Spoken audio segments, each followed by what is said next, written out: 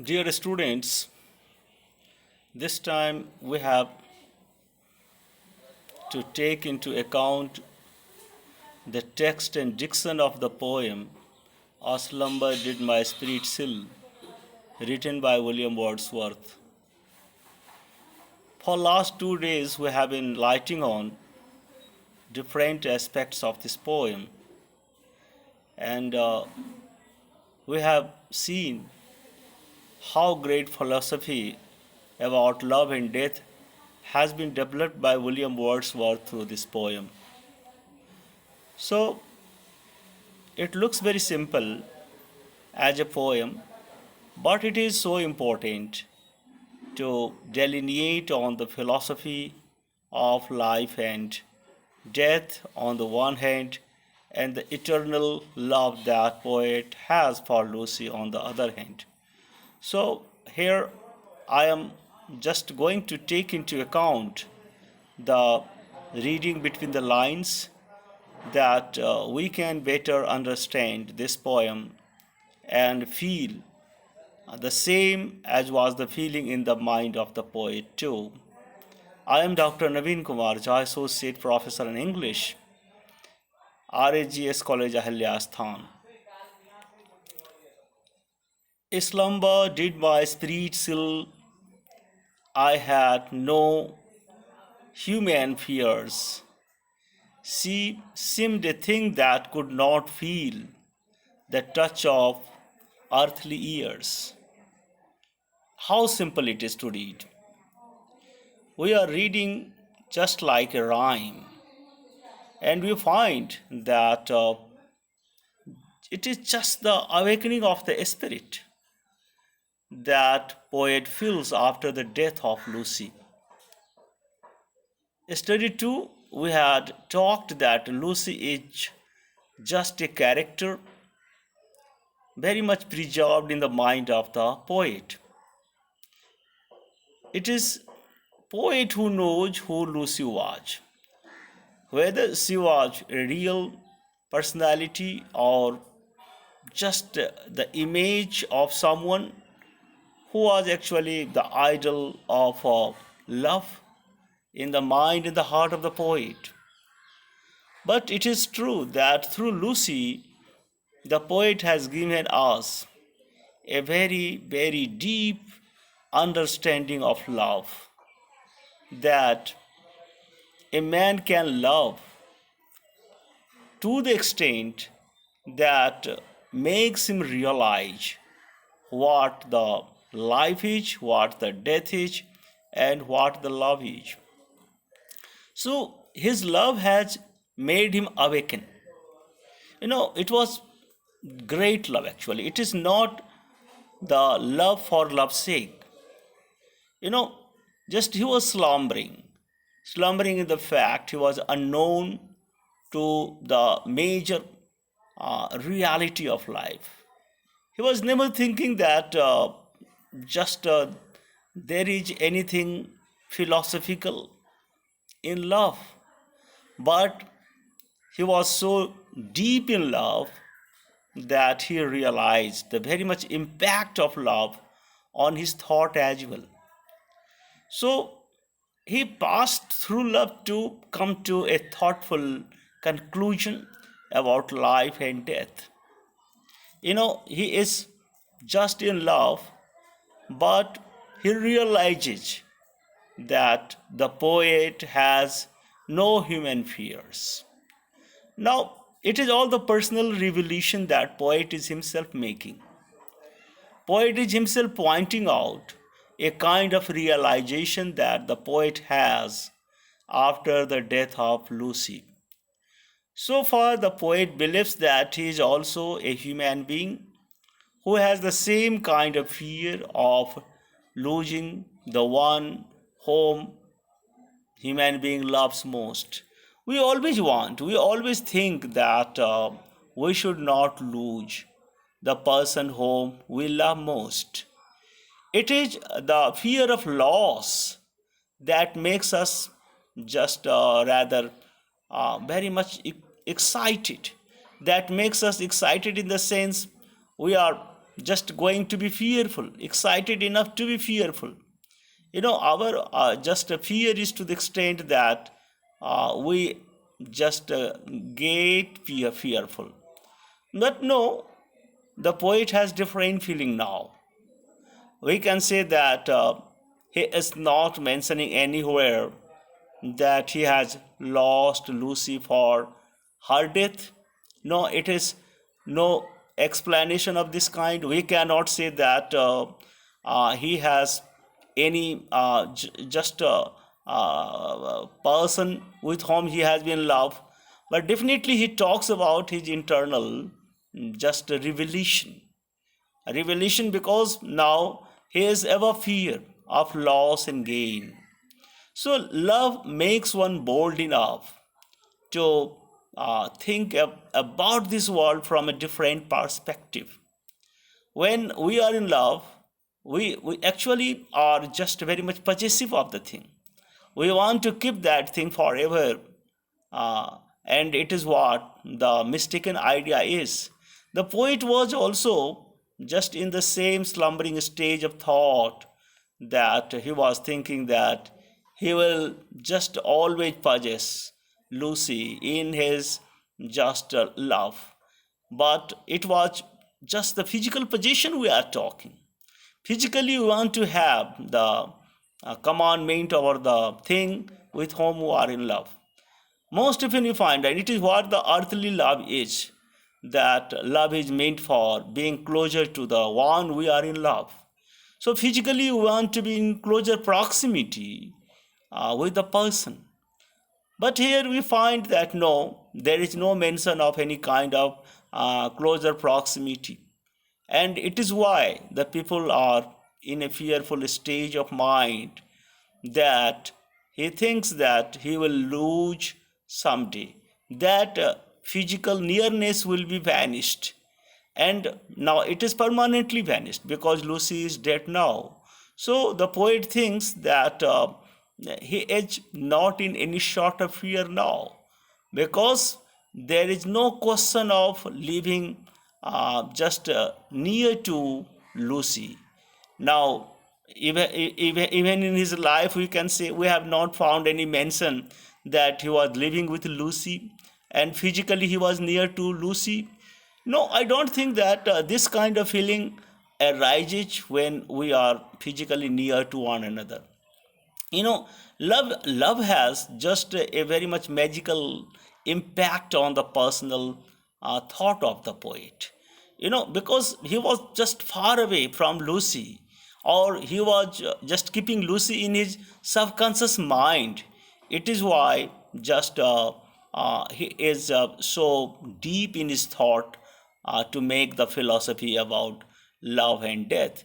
So he thinks, and he is rightly thinking, that till we are human being, we are naturally fearful of losing someone with whom we are living together.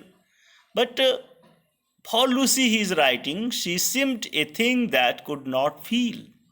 Now, who is not going to feel? It is Lucy, who is not going to feel anything. Now, when we are just having a life, we are feeling all sorts of emotions. We are affected by everything because that time we are in physical reality.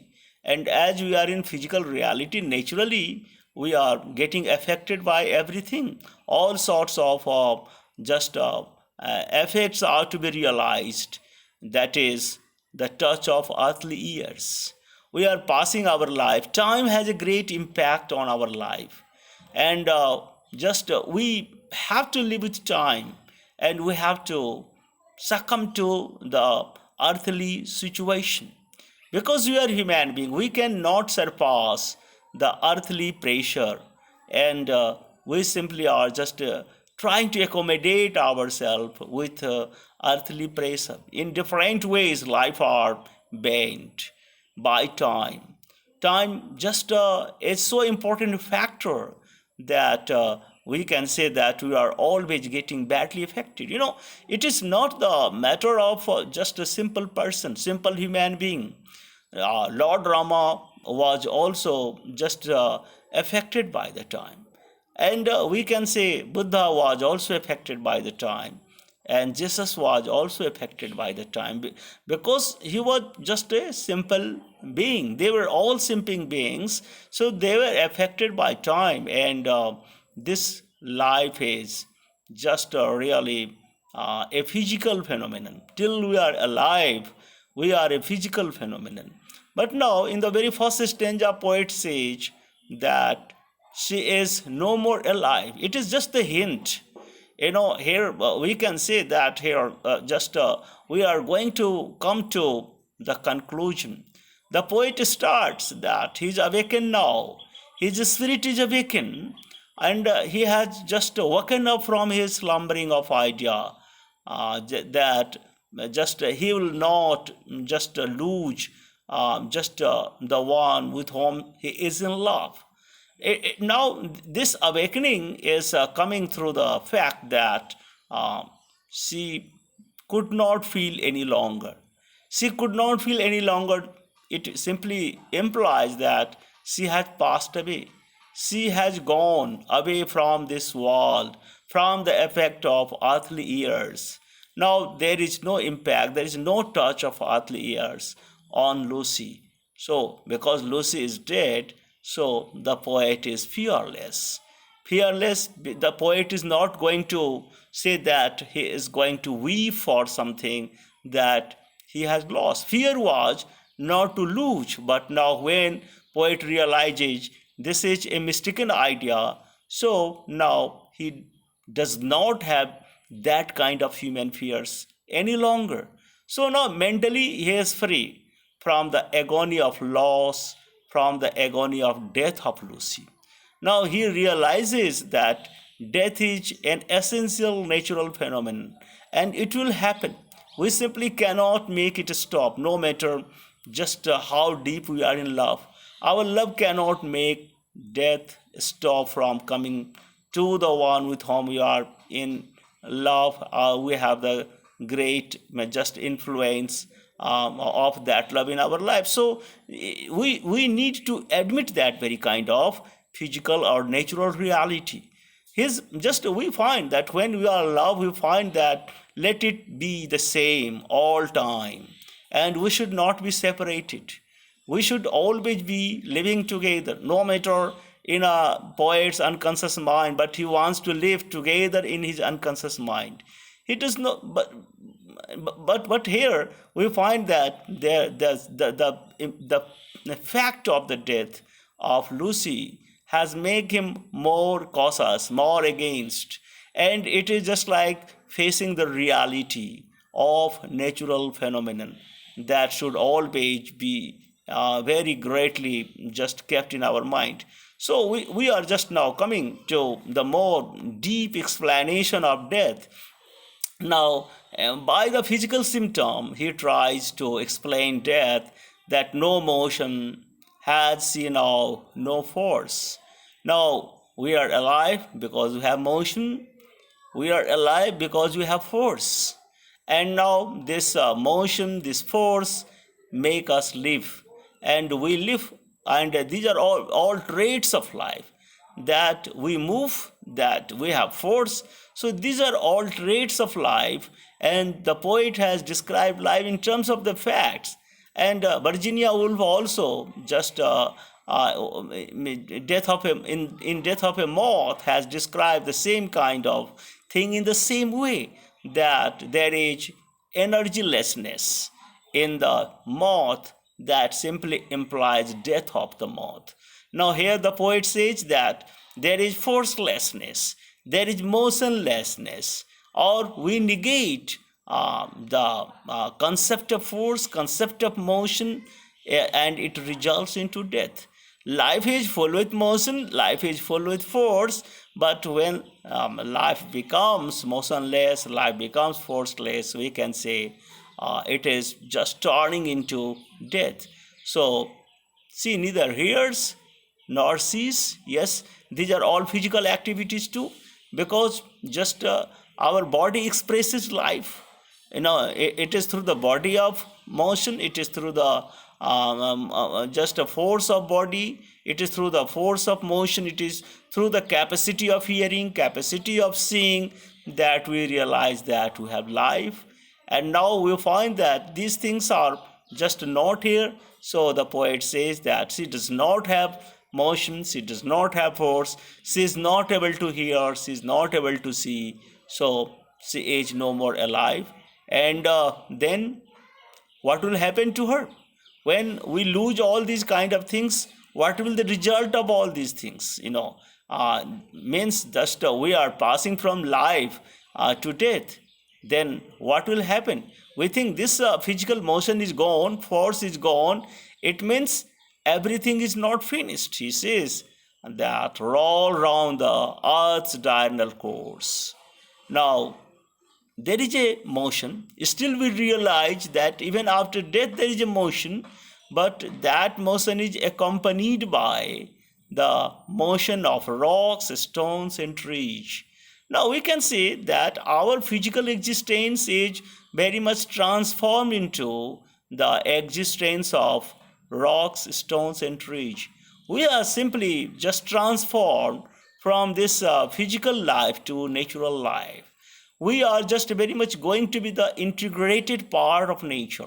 When we die, just we become the integrated part of rocks, integrated part of stones, integrated part of trees. And this is what is the transformation of our physical existence to the natural existence. So we find that here just there is a kind of just earthly movement. We find earth moves, and with earth, the body of Lucy also moves. So, do you think that Lucy is going to be over because she is dead? Now she is over, she is finished. We cannot say that she is over, she is finished with death, and death is not just so capable to finish our complete existence. Now we become the part of nature, and with earth we can say that we are moving and moving and moving. So here nature provides us force. Now while we are alive, our body was capable enough doing all these kind of things. Body has energy, body has force, body was able to see, body was able to hear. But now these bodily activities are ceased, and now instead we can say nature just comes here to make our body move and move and move, and we are still moving, not by our own force, by the force of nature. So with diurnal force, every moment we are moving. Now we are just going to be just the natural phenomenon. So death is a natural phenomenon. It is the process of mingling our physical existence into the natural existence. So we can say that we still have our life to continue. We believe that, and it is why just we find in Hindu mythology all natural objects are worshipped.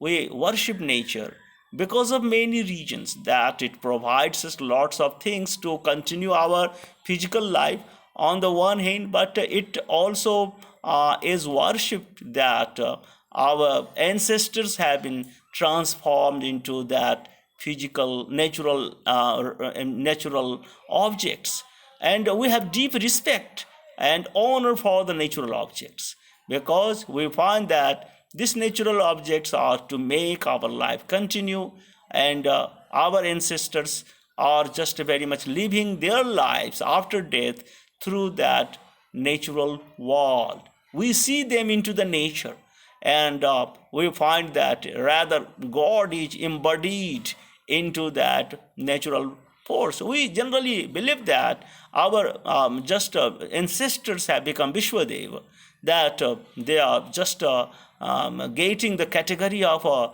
godship, and they are very much living into the abode of nature. So it is the great philosophy that Hindu mythology has to propagate about death, and it is why we have so much deep with nature. Now, William Wordsworth has actually come to the same conclusion, that She is with nature. She is not just completely seizing her moment. Her moment is still going on, but it is going on with natural phenomenon, and so she will be living all time. We cannot say that just she is now completely lost. So the poet has come out from his fear that he was thinking that Lucy is completely lost, but he sees Lucy into the natural objects. Now, we are just going to talk about diction, that important words that we have collected from these two stanzas. We find that the word is slumber, that means sleep, spirit is soul, seal is stamp, earthly is offered, roll means move, and diurnal means of day. So I think this is a short poem, and from this short poem we have found these words to explain, and I have explained it. Now we can just simply make the sum and substance of this poem. We find that just it is an isolated intrinsically to just a nature figure. Just we are talking of Lucy. Lucy is isolated because we have never found her alive anywhere except in the poem that we are going through here, or in another poem of William Wordsworth. Just nobody knows whether he has been living with Lucy or not. So she has been physically associated with the poet, but okay, unconsciously she was living in the very core of the poet. So she is intrinsically to nature figure, and perhaps nature has itself been named Lucy. You know, whatever nature it is, either we can call it tree, or we can call it stones, or you can call it rock. These are the forms of Lucy actually. So it is just the narrative response to the death of a person. Maybe it is Lucy, or maybe it is Mary, whosoever it is, whatever name we try to give to that physical existence, but ultimately when that person dies, we find them very much transformed into the nature. So rather nature be called Lucy, rather this natural world be called Lucy. And so I think that she has not been very much just found anywhere. Yes, we can give the name to tree Lucy, we can give the name to rock Lucy, and so on. So I think that it is the name nomenclature of nature. And we find that there is a space between the stanza 1 and stanza 2. That space depicts a transition of Lucy from life into death. So, there is just a process of death. We find that when just someone dies, someone loses so many things which have been very much kept into the living condition. So that is the process of transition. We take time of losing so many things like energy, force, and moment, and so on. And so during transition, we remain into inaction. So by a structure of the poem, it becomes clear that there is a gap between two stanza, and that gap is simply to be filled up by the process of death from life. And ultimately, we can say that say that lifeless rocks and stones described in the concluding line conveys the finality of Lucy's death. We find, yes, it is all the indication through just with rocks and stones and trees. The poet is mentioning that Lucy is living now. That simply implies that Lucy is no more. Lucy is death. But it is just at the on the one end a signal of death of Lucy. On the other hand, we can also say that she has become the part of nature also. So we have all these things to conclude here. And in the second stanza, she is an inanimate community with the earth's natural fixtures. And yes, it is what the just transformation of life is. And we find that life is transformed in this way, and we should understand life in that very process. And we can say that we should not ignore death. Death is not to be ignored. And whatever the misconception is about death, that with death we lose everything, that is wrong. We can say that it is not the loss of anything. With death, we find that okay, it is further extension of life, or we can search some person just who is dead in natural objects. And if we have a seer view, we find that we can find the person just who has just left us, smiling into flowers, smiling into trees, smiling into stones. And there you find, oh, those people are very much living there. They are with us. There. It is why we should respect nature. We should keep nature just a smile. And it is just the greatest love that we can show to our nearest one. When we respect nature, we show greatest love to our nearest one. And yes, it is in this way we can say that nature is just loving us most. Nature is not going to just cheat us any way. We are cheating nature, we are playing against nature, and we are harsh to nature. But nature always loves us. Nature gives us sweetness to life, because our ancestors, our dead ancestors, are very much living with nature. They do not ever want to harm us. They always want to live just their offspring just happily. So they simply want to respect the natural world where they are living. And if actually just we have the great respect for the natural world, we have the great respect for the person whom we loved most. And yes, so there is always a message into the Hindu texture also, that we can show our sincerest regard for nature. And just even in our mantras, Vedic mantras also, that nature has been worshipped, nature has been honored, nature has been respected. And we have been always trying to show our deep concern for nature, that here is our ancestors who are no longer physically alive with us, but they are living into flowers. They are giving us blessings through fruits, through trees, and through stones, and through rivers. And earth is just our mother, because just it is just the depository of our